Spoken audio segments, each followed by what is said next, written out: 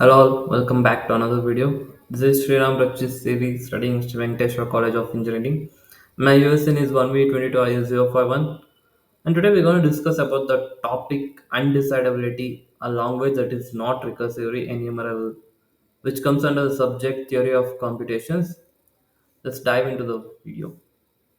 So, introduction to decidability and undecidability. So, what is decidability and undecidability? Decidability refers to whether a problem can be solved algorithmically by a Turing machine. It's called decidability. Decidability refers to whether a problem can be solved algorithmically by a Turing machine. A language is decidable if there exists a Turing machine that can always determine membership in finite time. Conversely, an undecidable language is one for which no such Turing machine exists. Turing machines are formal models of computation that can simulate any algorithm, making them central to studying decidability. Okay.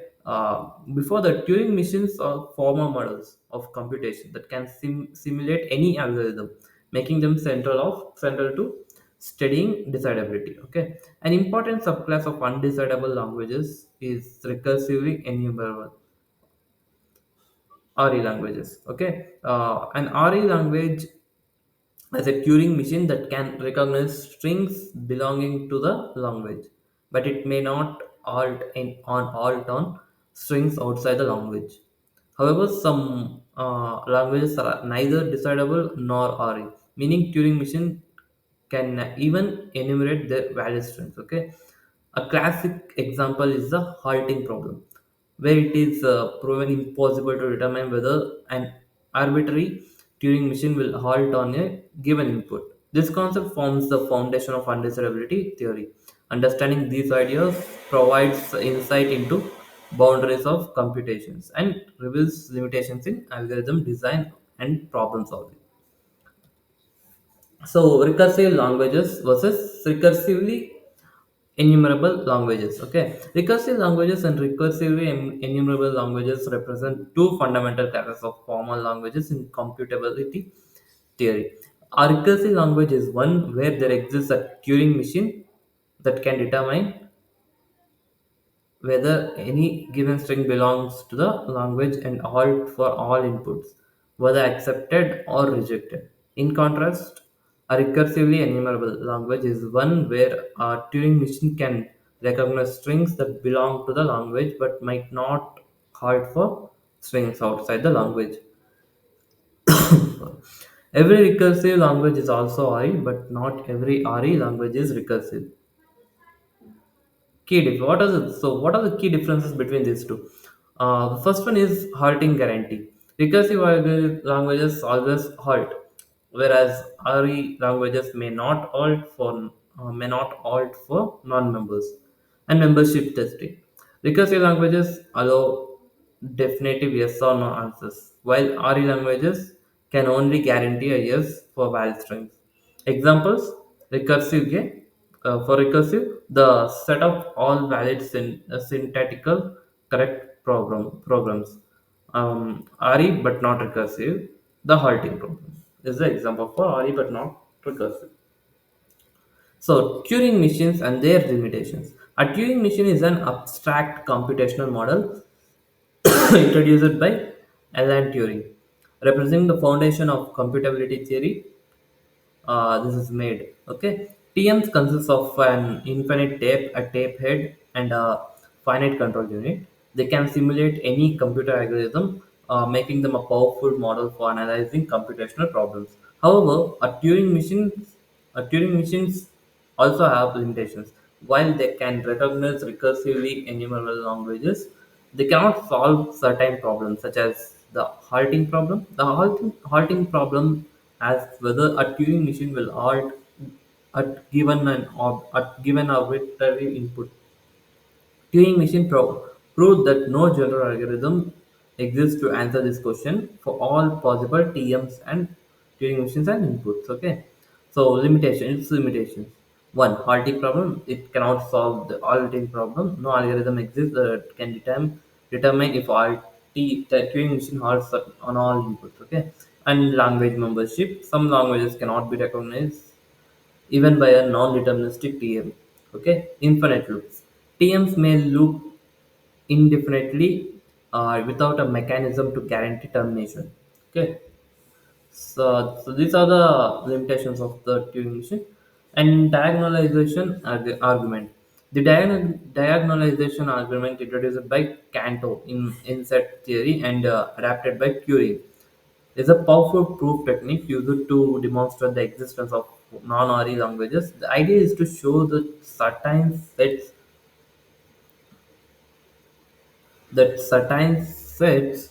um, like the set of all possible languages over a given alphabet are uncountably infinite, while Turing machines are countably infinite. This is a diagonalization argument given by Cantor. Okay. Now, example of a non-RE language. One classic example of a non-RE language is L is equal to curly brackets M, where M does not halt on input W. Here, M denotes the encoding of a Turing machine, the input of a Turing machine, whereas, W is an input string. Okay. Okay. Why is L non-RE? Why is this above language is non-RE? Means the assume for contradiction that L is recursively enumerable. Then there exists a Turing machine TML that can recognize it.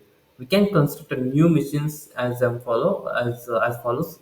M takes its own description as input, whereas M dash also input itself. M dash enters an infinite, then M dash enters an infinite loop.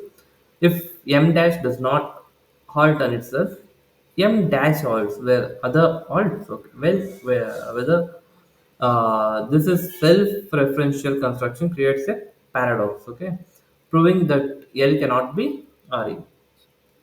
This is the example for non-RE language. Then, what are the reduction techniques to reduce this? Okay, reduction is a fundamental technique used to um, prove undecidability and classify languages as non-RE. Okay, it involves transforming one problem into another, demonstrating that solving one would inherently solve the other.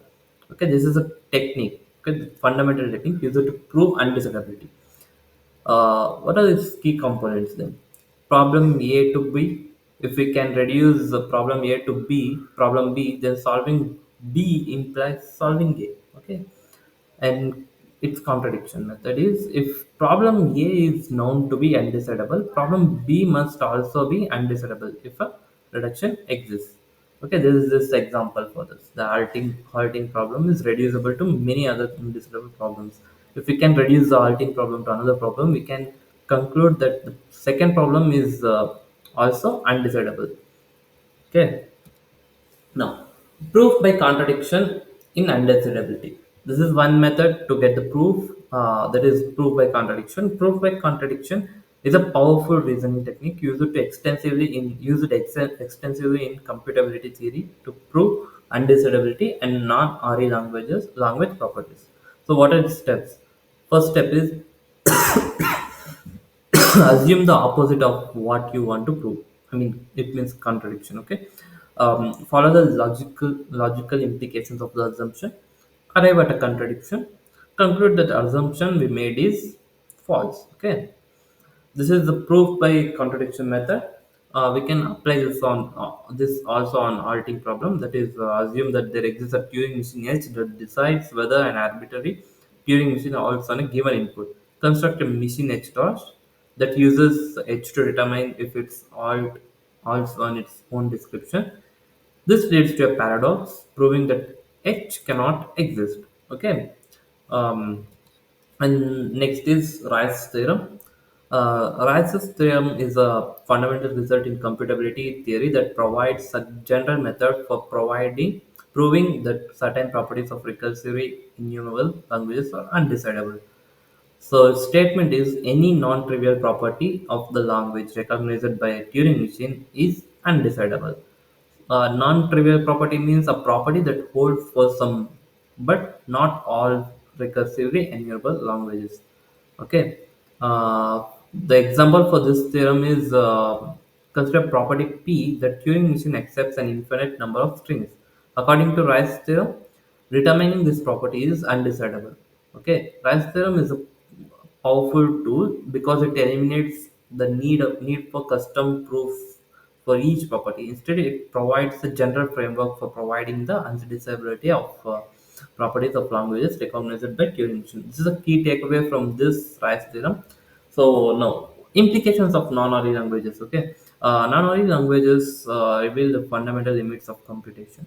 They represent problems that no algorithm can solve, even with unlimited time and resources. Okay, its implication in theory is theory or boundaries of computability, complexity theory. Okay, in theory we imply these steps, these two methods. Okay, in practice we imply software verification, AI and machine learning, security. Okay. Now, case study of halting problem. The halting problem is one of the most famous examples of an undecidable and non-ORI languages. As we discussed, the halting problem is one of the undecidable and non-ORI language. So its statement is given a Turing machine M and an input W, determine whether M will alter W. As simple as it. Okay. The proof for this is assume that there exists a Turing machine H that can solve the halting problem. Construct a new machine M dash. If H predicts that M dash halts on W, M dash enters an infinite loop. If H predicts that M dash does not halt, M dash halts. Okay. This is a significance. This has significance. The halting problem serves as a foundation for proving the undecidability of other problems. It highlights the inherent limits of computation. Okay, these are the significance of this halt problem. So next, open problems in undecidability. Undecidability and non-RE languages continues to drive research in computer science, mathematics, and logic. Okay, some key open problems are P versus NP problem, automated program verification, self-referential systems. Okay, these are some key open problems, and now we can also use this in active research areas, formal methods as formal methods, AI systems, and quantum mechanics computing.